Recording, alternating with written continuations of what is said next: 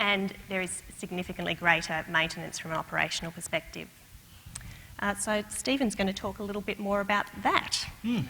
So prior to the 2011 season, when we were first consulted and worked through how we'd approach it, it really boiled down to a few clear operational implementations, and that was coming up with a caveat for your pricing representation online, something that we can replicate through enforced telephony messaging before someone arrived at an operator, how we can use our counter display signs, and in consultation with the Australian Ballet and with our legal counsel, we ended up coming up with prices correct at the time of quotation and subject to change without notice as being the ideal caveat for this particular circumstance. That is and can be reduced to prices subject to change without notice if you're a bit stretched on space. An interesting byproduct that I hadn't anticipated is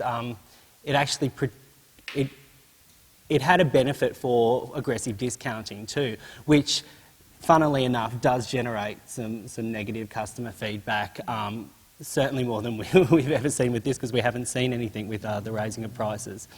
So that was a big thing to nail from the outset. Working with you guys on, equipping the customer service personnel with frequently asked questions, great lines to use, rationale, and words that really supported the strategy. Book earlier, become a subscriber, and you can avoid this kind of pricing. And that was empowering to the start because they always had something to say, and it was well thought out and well researched.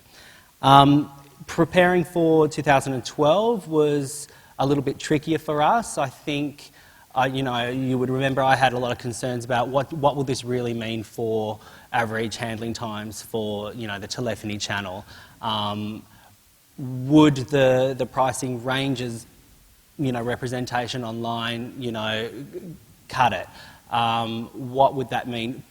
My major concern, I guess, was the event build administration. I think, what's that going to mean? Twice a week, how much work, how many hours, what's that impact? I was really concerned about that, but ultimately we're motivated, by a responsibility to deliver customer service. That's what, a ticketing function does. It's in the organisation's interest to have a healthy, thriving, resident company, and we worked through it together, and it settled down to business as usual, really.